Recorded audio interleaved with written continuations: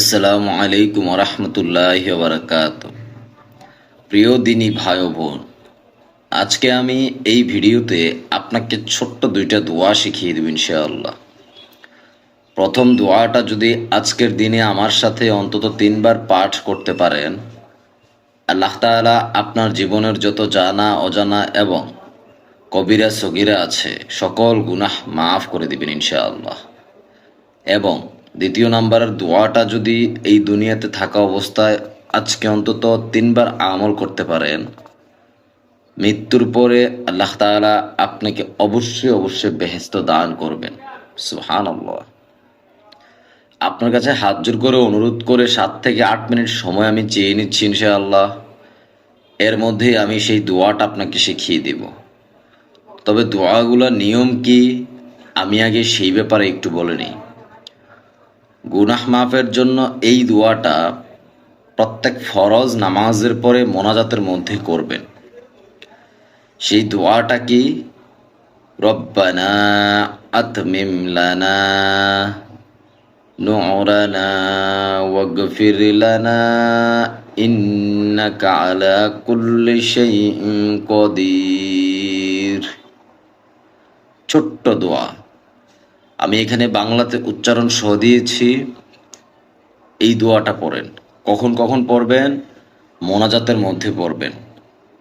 আল্লাহ তাআলা যদি সেই ভাগ্য অথবা সেই কপাল আপনাকে দান করেন, এই দোয়ার ওসিলায় আপনার জীবনের সকল গুনাহগুলি মাফ করে দিবেন।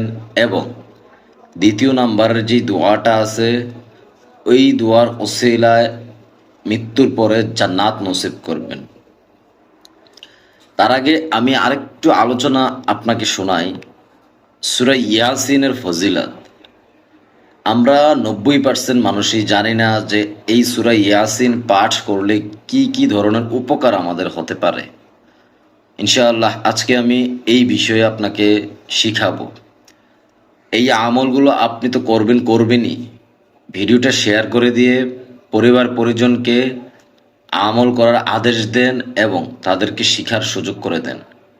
আপনার কারণে কেউ যদি একটা আমল করে, কিয়ামতের দিন কিয়ামত পর্যন্ত আপনার আমল নামায় সেই সওয়াব উঠতে থাকবে। 1 নম্বরে নবী করিম সাল্লাল্লাহু আলাইহি ওয়াসাল্লাম বলেছেন, সূরা ইয়াসিন একবার তেলাওয়াত করলে 10 বার কোরআন খতম করার সওয়াব পাওয়া যায়। সুবহানাল্লাহ। তিরমিজি শরীফের হাদিস। দ্বিতীয় নম্বর ফজিলত, নবী করিম সাল্লাল্লাহু আলাইহি ওয়াসাল্লাম বলেছেন, রাত্রিতে সূরা ইয়াসিন তেলাওয়াত করলে সকালবেলা নিষ্পাপ অবস্থায় ঘুম হইতে জাগ্রত হওয়া যায় এবং পূর্বের সকল গুনাহ মাফ হয়ে যায়। সুবহানাল্লাহ। যেই লোক এই সূরা নিয়মিত তেলাওয়াত করে, কিয়ামতের দিন এই সূরা আল্লাহ পাকের নিকট তাহার জন্য সুপারিশ করবে। কোন সূরা? সূরা ইয়াসিন। 3 নম্বর, নবী করিম সাল্লাল্লাহু আলাইহি ওয়াসাল্লাম বলেছেন, যেই লোক নিয়মিতভাবে সূরা ইয়াসিন তেলাওয়াত করে তাহার জন্য জান্নাতের 8টি দরজা খোলা হয়ে যায়। সুবহানাল্লাহ। 4 নম্বর, মুমূর্ষু ব্যক্তির কাছে বসে সূরা ইয়াসিন তেলাওয়াত করলে মৃত্যু যন্ত্রণা কম হয় এবং কবরের নিকট এই সূরা তেলাওয়াত করলে কবরে আযাব হয় না। আপনাদের যাদের পিতামাতা এই দুনিয়াতে নেই অথবা যাদের আত্মীয় স্বজন এই দুনিয়াতে নেই, কবরের পাশে গিয়ে আপনি সূরা ইয়াসিন চাইলে তেলাওয়াত করতে পারেন। 5 নম্বরে, সূরা ইয়াসিন পাঠ করলে মনের আশা পূরণ হয়। এই সূরা পড়ে আল্লাহ পাকের দরবারে দোয়া করলে দোয়া কবুল হয়। মনের আশা পূরণের জন্য এই দোয়াটা পড়তে পারেন। 6 নম্বর, সূর্য ওঠার সময় যে এই সূরা নিয়মিত পড়তে থাকবে, তাহার যত অভাব অভিযোগ দুঃখ কষ্ট থাকুক না কেন তা দূর হয়ে যাবে এবং অতি তাড়াতাড়ি ধন সম্পদ হয়ে যাবে। সকাল ও সন্ধ্যায় পড়িলে সারাদিন শান্তিতে থাকা যায়। কোন সূরা? সূরা ইয়াসিনের ফজিলতের কথা আমি আপনাকে বলতেছি। তারপর হযরত আবু হুরায়রা রাদিয়াল্লাহু তাআলা বলেন, রাসূল সাল্লাল্লাহু আলাইহি ওয়াসাল্লাম বলেছেন, আল্লাহ তাআলা আসমান ও জমিন সৃষ্টির 1000 বছর পূর্বে সূরা তাহা ও সূরা ইয়াসিন পাঠ করেন।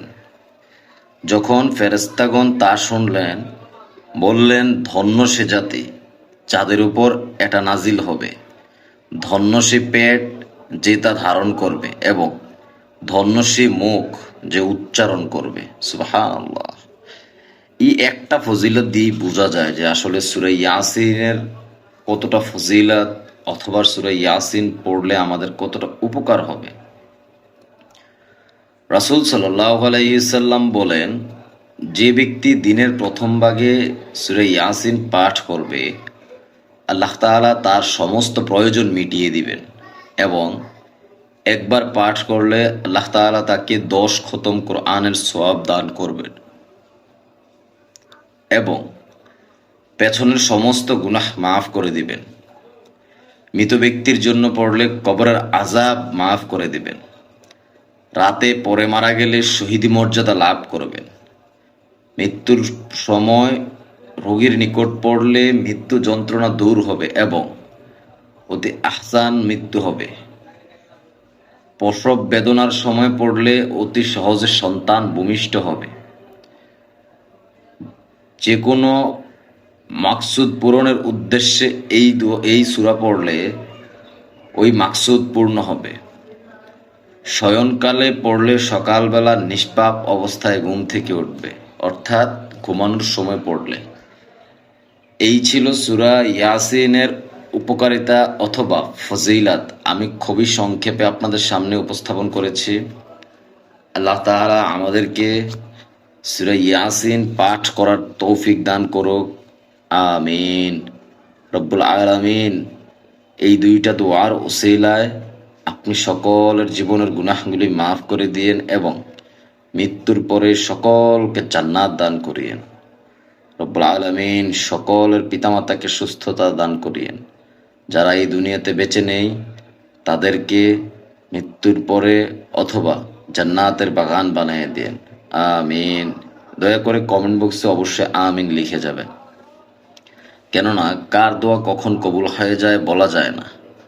তো বেহেশত লাভের যে দোয়াটা, এটা কখন পড়বেন? আপনি মোনাজাতের মধ্যে পড়বেন।